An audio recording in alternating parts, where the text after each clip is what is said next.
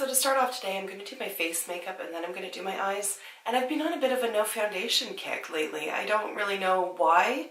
So to start, I use the Coconut Milky Mist from Too Cool for School. Then to add even more hydration under my eyes, I use the Physicians Formula Refreshment Cucumber and Bamboo Eye Depuffer. I don't, like I've said before, really know that it depuffs anything, but it is cooling and it does add extra hydration under there, which helps to make the makeup look better. Alright, so I do want a little bit of color correction going on my skin, and just to brighten it up and just add, again, a little bit more moisture. In order to assist with all of that, I'm going to go in with the Stila One Step Correct.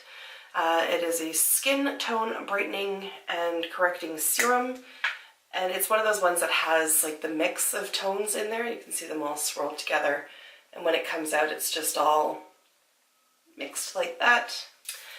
Alright, so I feel with my skin I can get away without foundation, but I cannot get away without concealer. So because I'm not going to have the added benefit of foundation on, I'm going to mix concealer with a color corrector just for extra coverage. So this is the color corrector from Annabelle called the Perfect Corrector in Peach.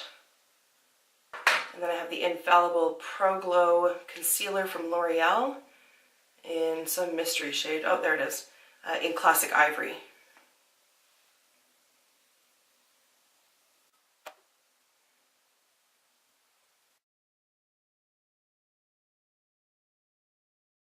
Then I'm just going to go in and do my brows. I'm going to use the Gimme Brow from Benefit, and this one's in the shade 5.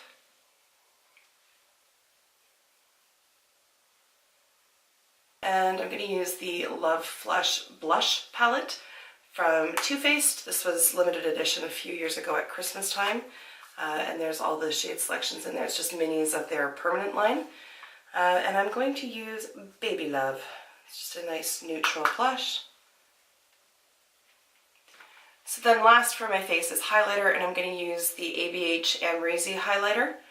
And I will apply it using my Wet n Wild brush. This is the P75.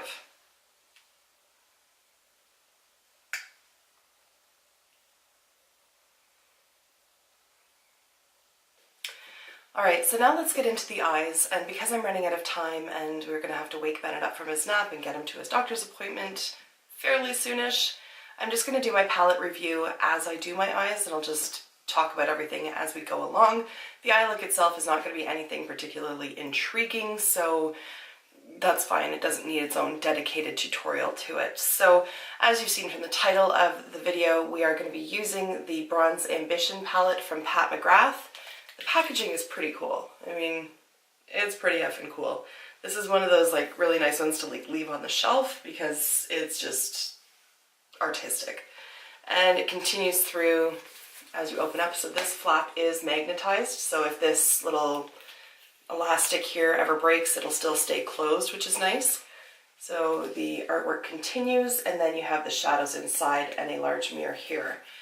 My only complaint with this palette is that the shade names aren't printed on the palette itself. It just comes with one of these plastic overlays. I'm not a big fan of these in general just because they're fussy and I tend to lose them. So once I lose them, I'm going to have no idea what these shade names are. But for now, let's take a look here. So this one up here is Guilt Trip. The one in the middle is Bronze Struck. Over here is Copperized. Down below, this is Illicit. The only matte in the palette is Throwing Shade, this warm brown here.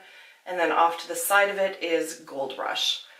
So you can see there's really not a lot of color variety in there. It is very neutral, but that's okay. That's okay. I will take it. These palettes retail for $70 Canadian.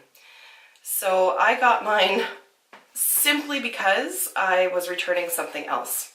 Or else I would not have been able to justify it. So because I was returning something, I can't even remember what I was returning. Maybe the Mermaid palette from Tarte. That might have been it. That was like 50 something to begin with. So the money had already been spent, so it was a little bit easier to swallow topping up to the $70 mark. but that is expensive for 6 shadows. There they are there, all swatched out. You can see they do perform absolutely beautifully. That matte shade as well, it's not patchy or skippy. And the shimmery shades here are very reflective. This one is gorgeous. And you do have a good variety of tones to work with. There's very bright. The matte shade that they've put in there does work well with everything. This dark shade, although it does have very fine bits of glitter in it, you can use it to deepen up the look. So let's get started. I'm going to prime my eyes using soft ochre paint pot. There's really no shadow in the palette that could be used to set this down, so I'm just going to use the leftover translucent powder that's on my brush here, just so that the base isn't sticky. I just about said stacky. Tacky, sticky, stacky. So I'm going to use a MAC 217 brush. I just got this in the mail yesterday. I've wanted one forever. Ever since I started watching YouTube videos, everybody was talking about the 217, 217, 217, and I finally got one. So let's hope it lives up to the hype. So I'm going to throw that shade, that worked out really well. I'm going to throw that shade, throwing shade, the matte one, into the crease and blend it up.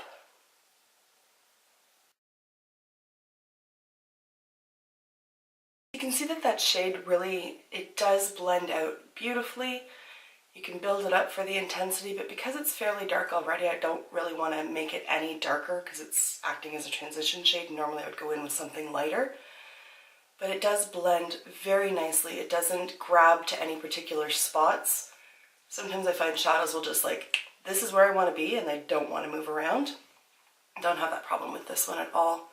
And for what it's worth, the brush is quite nice as well. Another thing to note with this matte shade is that it really doesn't produce an awful lot of kick-up at all. It's very, very smooth. So to define the eyes and add a little bit more dimension to them, I am going to use the shade Illicit here. And I'm using a brush from Makeup Geek. This is the defined crease brush, so it's quite small. I'm just going to dip into that. Now this one does produce kick-up. And because I want it to be darkest right on the lid, that's where I'm going to start off placing it and then move it from there. Now because I'm just going to the doctor's office and then going into my office, I'm not really smoking it out or creating anything really dramatic. I'm just sort of keeping everything close to the actual lids. And then to blend those two shadows together, I'm going to use this small tapered blending brush from Luxie. It's largely clean, a little left over from the last time I used it, but that's okay. I'm just going to blend where those two colors meet. And I'm also just going to blend where the edge of that dark shadow is on my lid.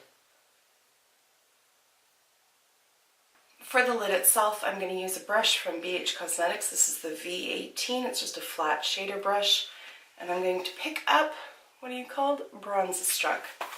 I'm going to pick up the shade Bronze Struck here.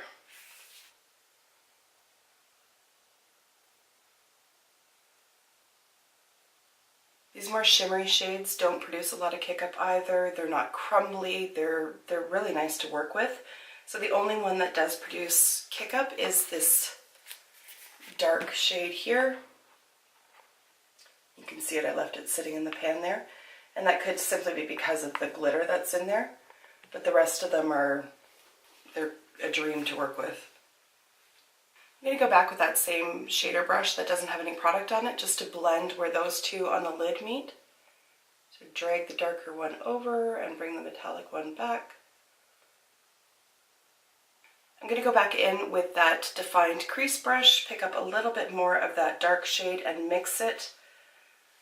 I guess I can show you what I'm doing. Pick up a little bit of this one here, mix it in here, just back and forth a little bit.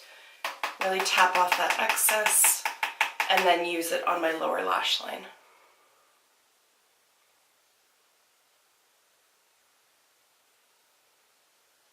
Then I'm going to go back in with the 217. I haven't picked up any additional product, but I just want to blend up that top part here. And then I'm going to take that blending brush once more and just make sure that the crease is as blended as I can get it. And then finally for the eyes, I'm going to take my e.l.f. crease brush and pick up, God, I don't know the names of them, and pick up the shade Guilt Trip here. And put that into the inner corner.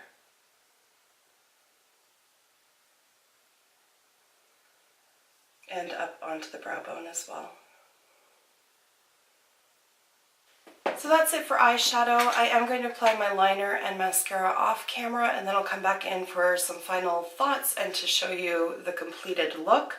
For mascara, I'm just using a sample that I got yesterday with my order. This is the MAC in Extreme Dimension 3D Black Lash. I've never tried a MAC mascara at all, so I'm kind of excited to give that a go.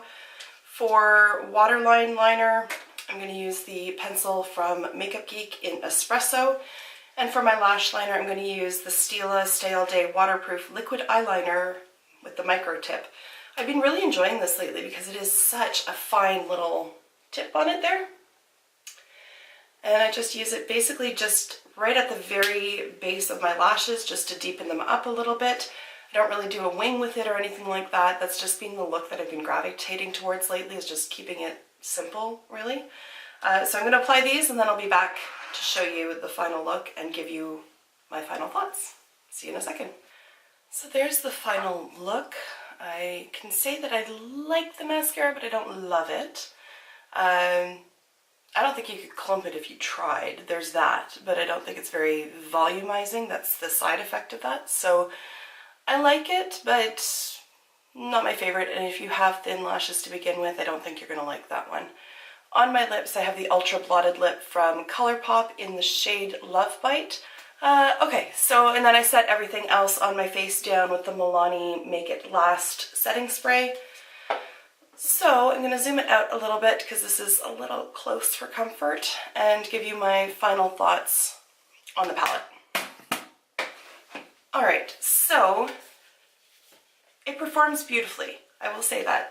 These shadows, they are high quality shadows. Is it groundbreaking? No. The price point kills me. Kills me. The packaging is cool and innovative and the shadows work beautifully. However, it's $70. So the reason that I picked up the Bronze Ambition palette is simply because these are staple colors. There is a pinky purple one that one spoke to me. That one was like, come and get me. But I knew I wouldn't use it on a daily basis. This one I could use over and over and over again, and I can use these shadows with other palettes, just fill gaps that are missing. So I wanted to get one that would be the most versatile in that sense, even though individually on its own, it doesn't lend itself to a bunch of different creative looks. I've said it before, but people assign value to different things. So you kind of have to step back, take a breath. Yes, it's cool packaging. Yes, it's Pat McGrath. Do those things in and of themselves mean enough to you to spend $70 on it, or $170 for her bigger palettes, which I don't have? And then look at the quality of the shadows themselves. So while the price point is staggeringly high, for 6 shadows, when you put all of those factors together, there is value to it. You're getting the name, you're getting the packaging, and you're getting the quality. Can you find similar quality in other palettes that are less money? Absolutely. So in my opinion, this is not a must-have, but if those things all together provide enough value to you that you can swallow the price tag, you won't be disappointed. We'll put it that way. The shadows are excellent. They really, really are. But you really have to weigh all of those factors together to decide whether or not this is something that you want to invest in. I don't think the price point is completely unfair for what you get, but it is very high. And because of that, you need to stop and think about what is important to you when you're purchasing makeup and making big, expensive purchases like that. So if you do pick it up, if you love it, if you hate it, all of those kind of things, please let me know down below because I love hearing your feedback. Or if you have one of the other palettes in this collection, Let us know your thoughts on that. I don't have any intention of picking up any other ones, so I won't be reviewing any of the other palettes. But if you have the colorful one, or if you have the other more neutral, coolish toned one, please feel free to share below what your experience has been with it, because not all palettes are created equally, and I'd love to know how, especially the bright colors, how they perform. Anyways, guys, very quickly, I am coming up on 100 videos. I think when I post this one, it'll be 89 or 90. And so what I thought for my 100th video, thinking ahead, is that I'm either going to do a 100 facts about me kind of deal, or a question and answer, or more likely a hybrid of the two. So if you have any questions that you would like to ask me about sort of any realm, please feel free. Come on in, Bear. Just leave me a comment down below and I will be happy to get back to you. Bennett is entering the room. Hi, baby. Would you like to say goodbye? He was the birthday boy yesterday. Everybody wish him happy birthday. Cake emoji, please. Who's that? Do you see yourself? Oh, there you are. There you are. Oh, sweet baby. All right, guys, that's going to wrap it up for today. Thank you so much for taking the time to watch, and I will see you in my next video.